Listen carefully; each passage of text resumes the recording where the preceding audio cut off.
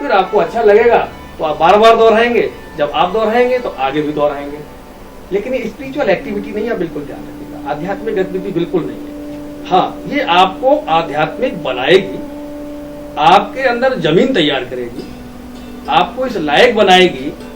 जब आप इस कार्यक्रम से जुड़े रहेंगे लगातार, सनातन टीवी 24 घंटे में जब जब ये कार्यक्रम आ रहा है तब तो खास तौर से, और बाकी का 24 घंटे में जो भी कार्यक्रम आप देख रहे हैं, आज की तारीख में इसकी जो एफपीसी है बिल्कुल उसी सनातन व्यवस्था के तहत है, जिस सनातन होने का बहुत सारे लोग दावा करते हैं कि मैं सनातन हूँ, मैं सनातन का ठेकेदार हूँ, मैं सनातन की सेवा कर रहा हूँ, मेरे अलावा कोई नहीं कर रहा है। मैं इन टिप्पणियों में नहीं जाना चाहता, इन परिचर्चाओं में भी नहीं जाना चाहता, सिर्फ चर्चा भजन।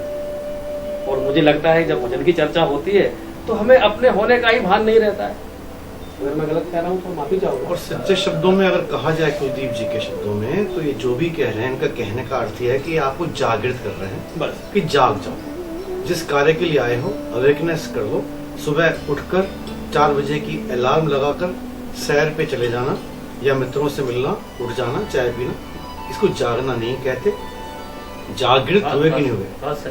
गुरु नानक देव जी ने भी इस बात को कहा है कि जागो रे जिन जागना, अब जागन की बात, फिर क्या जागे नानका जब सोए पैर पसार।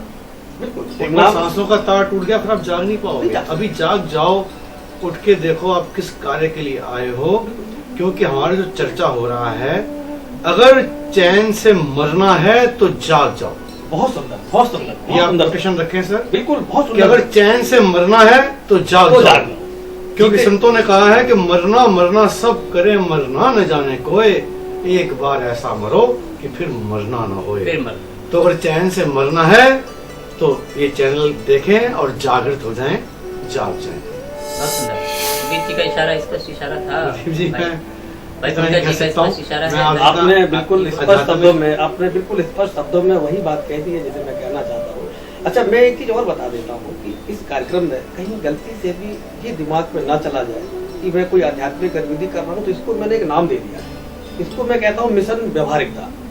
वाह, चूंक मैं मूर्ति पूजा का विरोधी नहीं हूँ और मूर्ति पूजा करता भी नहीं हूँ, लेकिन मैं बालाजी का भक्त हूँ, ये सब जानते हैं। लोग बालाजी को मूर्तियों में खोजते हैं, मुझे आज तक कहीं नजर नहीं आए। मुझे जीते जी लोगों में बालाजी नजर आते हैं, जीते जी लोगों में मुझे मेरे सदगुरु, मेरे गुरु महाराज जिनका मैं फॉलोअर हूँ, वो नजर आते हैं। तो एक मेरा संकल्प है इस कार्यक्रम के दौरान मैं दर्शकों को बता देता हूँ, और वो बिना दर्शकों के शायद पूरा नहीं हो पाएगा, इसलिए दर्शकों के साथ साझा करना बहुत जरूरी है। इस कौन बनेगा भजन सम्राट कार्यक्रम के दौरान 1 लाख मानव मंदिर बनाने का मैंने संकल्प लिया है। इस कड़ी में मैंने 100 मानव मंदिर अब तक बना लिए हैं, 9 मानव मंदिर और बनने के लिए तैयार एकदम से हो चुके हैं। आगे आने वाली अवस्था में मैं चाहूंगा कि अगर इस कार्यक्रम को देखने के बाद अगर आपके अंदर हृदय में स्पार्किंग होती है, प्रभु से मिलने की इच्छा होती है, खुद को खुद से मिलाने की इच्छा जागृत होती है, फिर आपको ये लगता है कि मैं कुछ हूं, तो फिर आप हमारे कार्यक्रम के साथ जुड़े, इस जानकारी को भी साझा करें, और निश्चित तौर पर आपके सदगुरु आपको जल्दी मिलेंगे। पहले आपके अंतर में आपको दर्शन देंगे, फिर वो जहां होंगे वहां आपको बुला लेंगे, या आप जब उस भजन को भजन में होकर के गुनगुनाएंगे तो स्वतः प्रकट हो जाएंगे। और मैं चाहूंगा, हमने आज ज्यादा वक्त ले लिया है, घड़ी की सुइयां कुछ इशारा कर रही है। ज्यादा कहानी जीवन में इतना अगर हमने चर्चा की और पूरा जीवन व्यर्थ गंवा दिया, किसी की उम्र 50 साल, किसी की 60, किसी की 80 साल, किसी की 70 साल है, अगर हमने 70 मिनट भी चर्चा कर ली तो कुछ भी नहीं, पूरा जीवन चर्चा होनी चाहिए। तो अगर और चर्चा भी क्यों हो, ये आप तो इजाजत दें तो मैं चाहूंगा कि इस पर चर्चा तो होनी ही नहीं चाहिए। तो लोगों को समझने की चीज है कि ये चीज जो हम कह रहे हैं वो चर्चा का विषय क्यों, हर एक खुद महसूस करे इस बात को। मैं चाहूंगा कि आप बिना आवाज के इस हारमोनियम से जो आप सुर निकालते हैं, जो हृदय को स्पंदित करता है, दोस्तों एक वाइब्रेटर है जो आपके हृदय में है। तो हमारे बीच जो पंकज जी हैं, ये कोई नॉर्मल कंपोजर नहीं है। जो दूसरे तरह के कार्यक्रम होते हैं, भजन संध्या हो, स्टेज हो, कोई बड़ा इवेंट, छोटा इवेंट, ऐसा इवेंट जहां आप चाहते हैं भक्ति की ज्ञान गंगा, भक्ति रस की गंगा बहे, तो मैं चाहूंगा कि आप पंकज जी को जरूर, उनको सानिध्य, उनका आशीर्वाद आप प्राप्त कीजिएगा।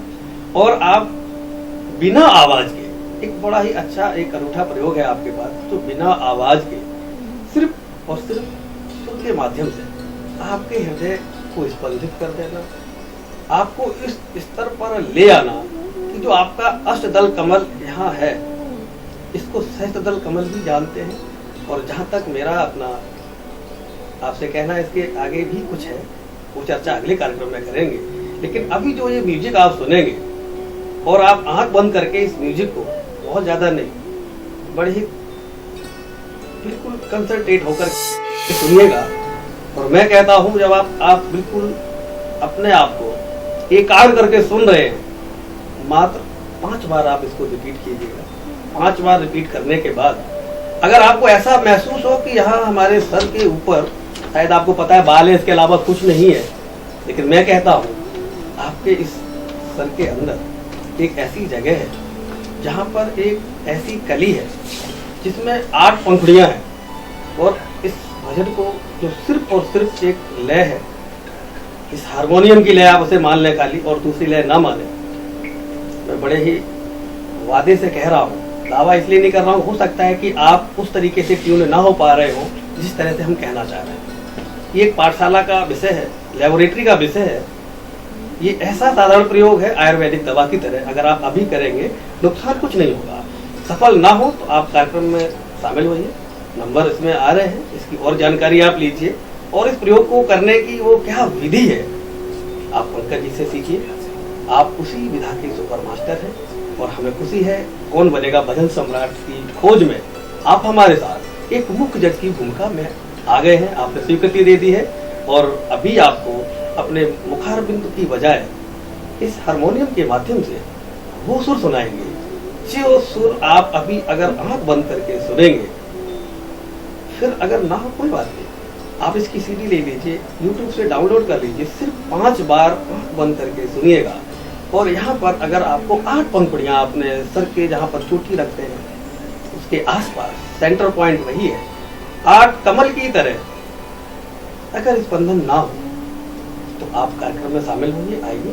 तो सबसे पहले 8 पंखुड़ियों के खिलने की एक छोटी सी प्रयोगशाला में एक प्रयोग है, उसको कीजिए, फिर हमारे साथ यहाँ कार्यक्रम में हिस्सा होइए और अपना अनुभव लोगों को बताइए। मैं नहीं बताना चाहता हूँ, क्योंकि मैं चाहता हूँ ये प्रयोग का विषय है, अनुभव का विषय है। आप खुद प्रयोग करें, अनुभव करें। जब आप ऐसे प्रयोग करेंगे फिर ये कमल 8 जो पंखुड़ी खुलेंगी वो क्या करेंगी, इसकी हम अगले बार चर्चा करेंगे। और प्रस्तुत है आपके सामने वो लय, वो धुन, जो शब्द धुन हम जब अंतर में सुनते हैं उससे आपको रिजेंबल करेगी, उससे आपको जोड़ेगी। ओके जी, निवेदन है कि आप उस लय को हमारे दर्शकों को और उस सुपर नेचुरल सोल को इस धरती पर उतारने जो ज्ञान गंगा में सहायक है उसको आप दर्शक। कुलदीप जी चाहते हैं कि पंकज जसवानी की आवाज ना आए, खाली इनके साज का इस्तेमाल किया जाए। बिल्कुल, म्यूजिक तो म्यूजिक है। चूंकि जब आप हारमोनियम को हाथ लगा रहे हैं तो वो हाथ नहीं है, वो ये वही सुपर सोल है जो इसको इशारे कर रही है दोनों हाथों के माध्यम से, और आप वही रिदम महसूस करेंगे। और चलिए वादा भी कर देते हैं, 100% आप उसको महसूस करेंगे। जो लोग वाकई भजन करते हैं, वाकई नाम की सेवा करते हैं, वो उसी धुन को महसूस करेंगे, उसी को सुनेंगे आंख खोल करके, इन कानों से, टीवी के माध्यम से, जो आंख बंद करके उस अपने हरि नाम के संकीर्तन में महसूस करते हैं और सुनते हैं।